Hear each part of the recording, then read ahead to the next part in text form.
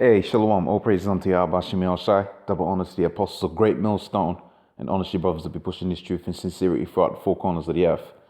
Okay, so this is going to be a little bit of an extended video. It should be underneath 40 minutes. It should be about 20 minutes to be honest. But pretty much, if you go into my video histories, you'll see there's about 3 or 4 videos there dealing with the history and that. And I was supposed to move into the history dealing with the Maccabees and so on and so forth, but the spirit had it to where I did some more, went down a different path because I did read it, and I really need to I really need a path for it to really do it properly, and I just haven't found that as yet. So the next thing I did, okay, was I tried to study through the teachings of the elders, a great millstone, some of the stuff that was happening with the rise of the Roman Empire, okay, the rise of the Greek Empire, which is what I'm going through today. Whether I do a video on that remains to be seen. But I'll go in the spirit. But pretty much what I found is, and this is not mysterious find or anything like that, but pretty much what you find in within history, okay, the history of wars, you pretty much find out what's going to happen within the future. This is the main premise of this video.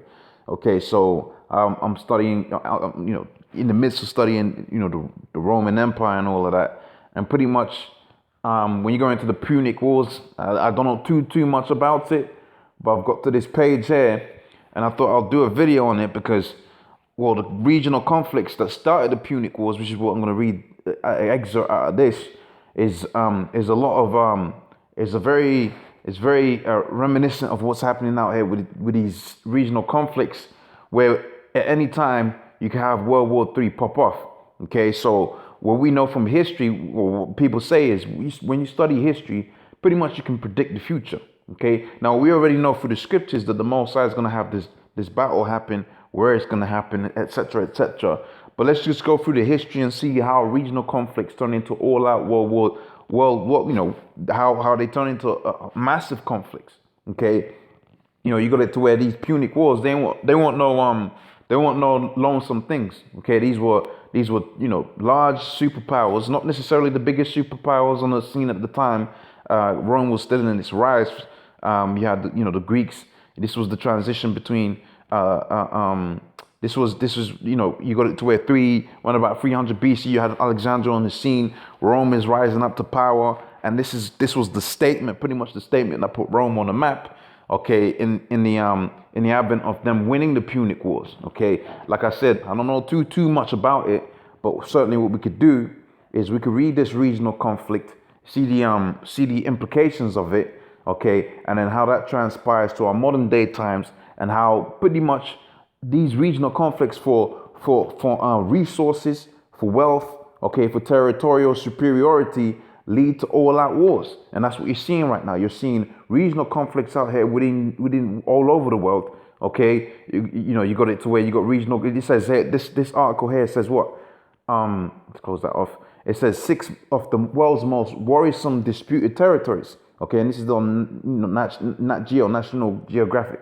That's why you're seeing the adverts there, because they're trying to get some money from someone. Okay, and when we go down to the 6 regional, what they calling this, the 6 most disputed territories. We've got the Crimea, the Black Sea Peninsula is predominantly an ethnic Russian population, became a part of Ukraine in 1954, and both Russian and Ukraine were part of the Soviet Union. With recent military occupation of Russian forces and subsequent referendum to join Russia has been commended by many world leaders as illegitimate. So you got that's the thing of the West. Okay, let's get that out of the way. The West versus the East. Okay, Russia versus America, or American influence, which I believe part of that American influence goes down as deep as Ukraine. I haven't studied this Crimea thing for a little while, so apologies if I misquote a few things. But again, we got a situation where regional interests, okay, the movement of wealth, okay, the movement of resources, okay, is being the area in which it's done is being disputed, so you can have a clear leader, right, on the global scene. Okay, again, you got the East China Sea. All right, I can't remember what was the exact thing that was going on with the East China Sea off the top of my head, but you have some territories being disputed there, whether it was for easy maritime movement or whether they had found some oil there or something like that. Like I said again, I can't remember the exact story of how it happened, but I'm pretty sure I did a short video on it. Okay, so and you could definitely find videos where brothers have gone into it more than I could ever do, right, on the subject. So it says a chain of remote energy-rich islands, right, known as Senkaku Islands in Japan and Daeoyu Islands in China are subject of territorial and maritime dispute between two powers that has been escalating, right, in recent years, especially over the past few months. While China and Japan sparring over each 8 tiny islands, right, and it says question mark. Okay, China has been trying to assert control over the airspace in the East China Sea, right, which overlaps with the zone declared by Japan more than 4 decades ago, right, of post-World War II, controlled by the United States. That's where you get the movement, again, of commerce, movement of maritime ships, etc., etc. Like, again, I'm not going into these too in depth. You can check it out. You can do your own video. You can do your own research for yourself. Okay, and then they named some other ones which I'm not too interested about. You got Golden Heights, Gaza Strip, and West Bank. Okay, you got the Western Sahara, and you got this one trans. I can't even pronounce something. I could pretend. Okay, and what's interesting, they haven't put Syria in there. Okay. Right, you got regional conflicts out there within Syria, Iran, etc., etc. But those are like the more important ones, because out there within Syria, where America is trying to assert themselves within Syria, then you're gonna have it to where the Russians are over there, and that could pop up into all out World War III. Okay, so let's go back to this, read a little bit of history and how a regional conflicts turn into full-on conflicts. Okay, all right, trade wars leading into hot wars, as some very edifying and powerful videos has shown us. Okay, but pretty much let's get into this. So it says Punic Wars were a series of conflicts fought between the forces of Carthage and Rome. So when you go into the history of Carthage, pretty much what you see is the legend says that the queen Dido of Carthage, all right, around about 800 BC or so. Okay, had it to where she fled Tyre, okay, and set up Carthage. Now, what conflict she was fleeing from Tyre, I haven't quite found out yet. I don't think it was Nebuchadnezzar, because Nebuchadnezzar was 700 BC, all right, of which Nebuchadnezzar had besieged Tyre for, I think it was a period of about 15 years, all right, without too much success, because it was out there offshore and that. Okay, but you can check out the history out there for yourself, right? So it says the name Punic, right, comes from the word Phoenician, right, or Phoenix in the Greek, or Pionus, right, from the Punicus in the Latin, as applied to the citizens of Carthage who were Phoenicians of ethnicity. Okay, when Joshua went up into when Joshua and the people of Israel went up into the land, we pushed the Canaanites southernward, and they set up their own empires, and so on and so forth. And one of those empires, you had the Phoenicians, and then you had Tyre, Zidon, okay, etc., etc. Right. So let's carry on. It says, who were Phoenicians of ethnicity, as the history of conflicts was written by the Roman authors, labeled it the Punic Wars. Right. Carthage grew from a small port, right, to a port of coal to the richest and the most powerful city in the Mediterranean region, right? This is 260 BC. She had a powerful navy of a mercenary army, and through tribute, tariff, and trade, enough wealth to do as she pleased, right? Sounds like a little country that we know called America, right? Through a treaty with the small city of Rome, she barred Roman trade in the Western Mediterranean, as Rome had no navy, right, and was able to easily enforce the treaty, right. Roman traders caught in the Carthaginian waters were drowned, and their ships taken. Right, so we move on into the First Punic War, which is the meat that we're gonna go off of in this particular video. So it says, as long as Rome remained the little city of trade by the Tiber River, Carthage reigned supreme. But the island of Sicily, right, would be the flashpoint for the growing Roman resentment of the Carthaginians. Sicily lay partly under Carthaginian and partly under Roman control, and that's what you're seeing from these different regional conflicts that you have out there, right? The one that comes to mind is the Ukraine. They were speaking about it again, like I said again. I haven't gone into this in a little while. Okay, apologies if my information is a little bit off. All right, but you got American influence on one side, all right, and half the people want that influence coming into them, although it would destroy their whole economy. On the other side, you got the Russian interests. Okay, same thing out there within Syria. Those are two hotspots that we have to always keep our eye on, especially that of Syria, because that's probably going to turn out into all-out World War III, or out there within Iran.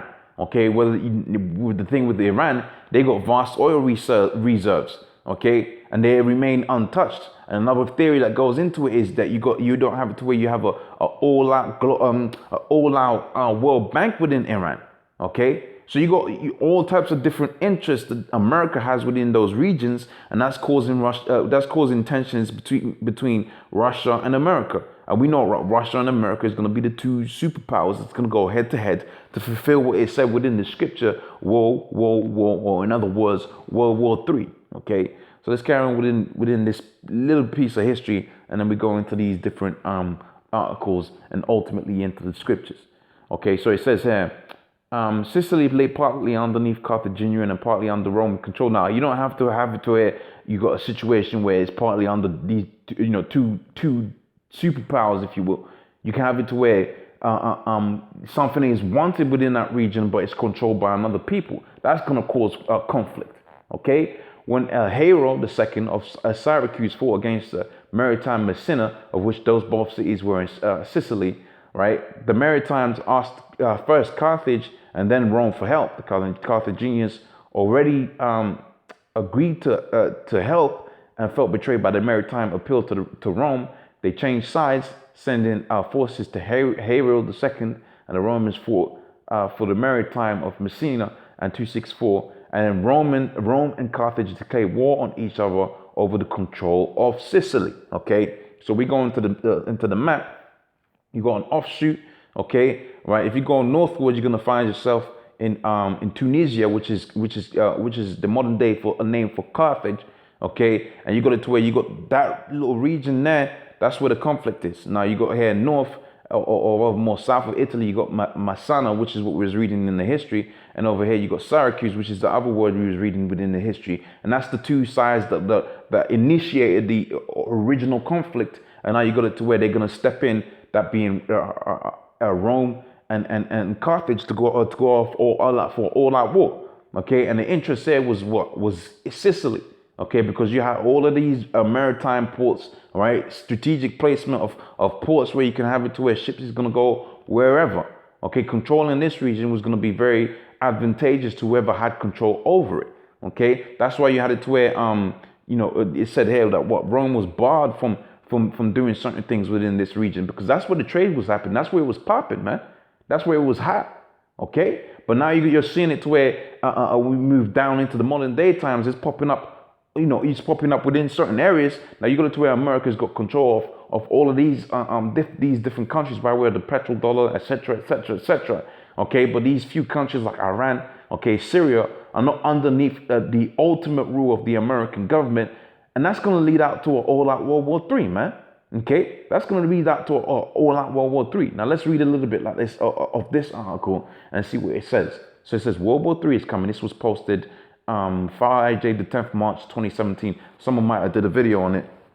I may even did a video on it, but I don't remember anything off the top of my head dealing with this article. It says, although there has been no major combat between the great powers since Second World War, all right, there are three key fronts emerging that may be the prospect of the Third World conflict and alarmingly convincible. Okay, it says the prospect of a global conflict, World War III, if you like, appears somewhat unthinkable. But it's not unthinkable. It's prophesied within the scripture. It's an inevitability, right? Since the Second World War, there has been no major war between great superpowers. The original post-war European project was based around social justice and harmony. The unraveling of this project, accompanied by rising nationalism, is likely to exacerbate the dangers of a continent with a fraught history of bloody conflicts. Right, in the 20th century, both world wars were unanticipated. Right, Christopher Clark's much acclaimed Sleepwalkers: How Europe Went to War in 1914, published in a timely fashion for the century of First World War, charted Europe's unexpected descent into war. And it's not unexpected, okay? This is not unexpected. When you study history, you understand how these things play out, okay? A region is of interest, okay, because it is useful for trade, is useful for resources, is useful for oil, is useful for gold, silver, etc., etc.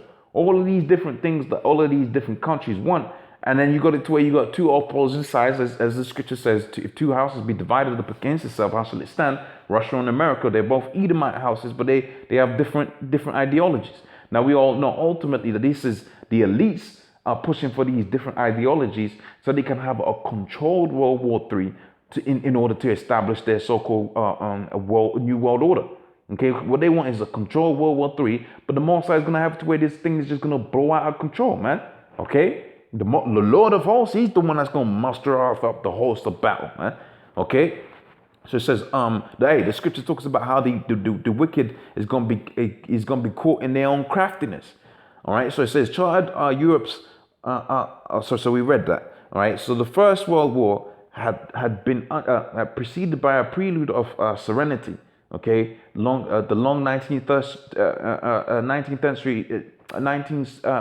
century of relative peace and stability. Right, the powers of Edwardian Europe had engaged in diplomacy and trade prior to the onslaught of carnage. Okay, during the 1930s, major powers were keen to avert another war. Hence, policy of appeasement. The initial reluctance, right, to the U.S. to become involved, and the Nazi Soviet pact. Okay, so let's jump down. That's going into the history. You can read that for yourself. All right, so let's read these latter points here. Right, starting from where it's talking about the Ukraine. So it says, in this view, events in the Ukraine have merely been the end game in the process. Right, it's not worth recalling the United States did not respond amicably to the Soviet interference in Cuba in the 1960s. All right, such arguments has been rendered somewhat academic as they are overtaken by the events. Increasing deployment of troops by both NATO and Russia, dangerous confrontations, and massive war games are being played out over what? Regional and territorial superiority. That's the same thing that we're reading about within the history. What do you think is going to happen now? They had an all-out world war there because you had no you didn't have no regional superiority, and you had just what? You had a mess. So someone's gonna have to take rule of whatever mess you got out there, and that's what you're gonna have now. Okay, the European Leadership Network, ELN think tank produced a 2015 report entitled "Preparing for the West: Are Russian and American military exercise making war in Europe more likely?" The report analyzed. Which that's a good video to go into. Analyzed recent war games, including a Russian exercise involving 80,000 military personnel and a set of NATO war games involving 15,000 personnel. It went on to say both exercises show that each side is training with the other side's capabilities and most likely war plans in mind. While spokespeople may maintain that these operations are targeted again at hypothetical opponents, the nature and scale of them indicate otherwise. Russia is preparing for a conflict with NATO, and NATO is preparing for a conflict, for a possible conflict with Russia. And it's not a possibility. We're reading about what's going to happen out here. Okay, all right. So it goes into some other stuff. So now let's go into some of the geopolitics that's happening out here. So it says, interpret German author Eugen, okay, I can't speak no German, right, took the concept of embedded journalism to a whole new level, right, by holding up with ISIS. He points out that immediate aftermath of 9/11, there were only a few hundred Islamist fighters in the Hindu Kush mountains, right, each through a 16 years of war on terror costing 4,000 billion, right, or 3,000, that's dollars, that's right, or 3.3 billion sterling, leaving 1.3 million dead, okay. That's the devil for you. Read about Isaiah 14, okay. According to physicians of social responsibility, and the number of terrorists is currently about 100,000. Even on its own terms, the war on terror has been an abysmal failure.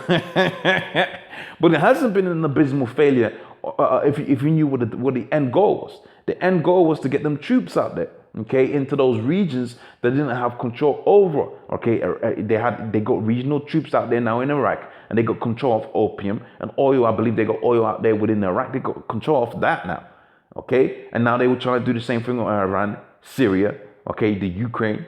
Okay, and ultimately, Russia is going to be wanted to be put in check, right? How on earth did this happen, right? Retired U.S. General Wesley Clark revealed that in the wake of 9/11, the Pentagon drew up plans to attack 7 countries.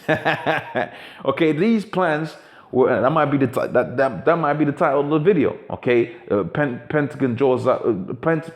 plan to attack 7 countries. Okay, these plans have been adhered with remarkable fidelity with Western involvement in Iraq, Syria, Libya, Afghanistan, Pakistan, Somalia, and Yemen. The pretext may have been terrorism, but the intention was to guarantee economic and military supremacy within the region. Let's read that again, okay? Because that is the premise. That's what we're going for here. This is the marker. This is the point, okay? The plans have been adhered with remarkable fidelity within the Western involvement in Iraq, Syria, Libya, Afghanistan, Pakistan, Somalia, and Yemen. With the pretext may have been terrorism, but the intention was to guarantee economic and military supremacy in the region. Many critics argue that the Iraq War was fundamentally about opening up of state assets for global capital, right? Naomi Klein, right, reported that the reconstruction of Iran was estimated to have been worth 100 billion to the U.S. economy. And that's how the devil do. He goes out there and makes money in all types of, he diversifies his portfolio, man. Okay, right. In the process, Iraq was transformed from a secular dictatorship into a jihadist safe zone. Donald Roosevelt's decision to disband Saddam Hussein's Ba'athist, right, army led to a chaos and now makes up a significant component of ISIS, of which we know America set up ISIS out there within the Middle East. The deliberate stoking of tensions to U.S.-sponsored sectarian Shia-led Iraqi government was notable. I mean, they're letting you know in this article, man. Okay, they're letting you know that America's gone out there, set up, destroyed Iraq, okay, in the Middle East, and set up so-called terrorist groups so that they can further their intentions of what a regional and economic advantage, man. Okay, so it says this ultimately led to Sunni backlash and spawning of Al Qaeda in Iraq. All right, this is a hallmark of colonial era tactics of divide and rule. In fact, British and American intelligence predicted that the Iraq War would lead to amplification of Islamic terrorism, man. They're going in on this article, bro. Okay, they're going in. Okay, so this is back in 2007, the veteran investigative, right, journalist Seymour Hersh, right, posited in an extended New York essay the redirection that the U.S. Middle East geopolitical strategy was directed against the regional superpowers of Iran, all right, and its Shia sphere of influence, right, extending through Syria and to Hezbollah and Hezbollah in Lebanon. Okay, read that again because that's me right there. Okay, it says Back in 2007, the veteran investigative journalist Seymour Hersh posited in an extended New York essay the redirection that the U.S. Middle East geopolitical strategy was directed against the regional superpower of Iran. We know Iran is going to be involved within that World War III, and its sheer sphere, all right, of influence extending through Syria, which what they've been doing in Syria out there, trying to take Assad out of power, and his sheer sphere, okay, to Hezbollah in Lebanon, okay, which is where's Lebanon? Just right up there near Israel, isn't it? Let's find out. Okay. Hopefully nothing inappropriate pops up. Okay, Lebanon. Images.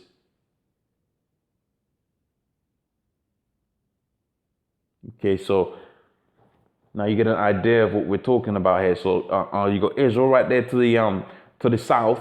Okay, you got Syria to the east over there. Okay, so we're in that region there, man, where it's hot. Okay, it's real hot. Okay, let's carry on with this now.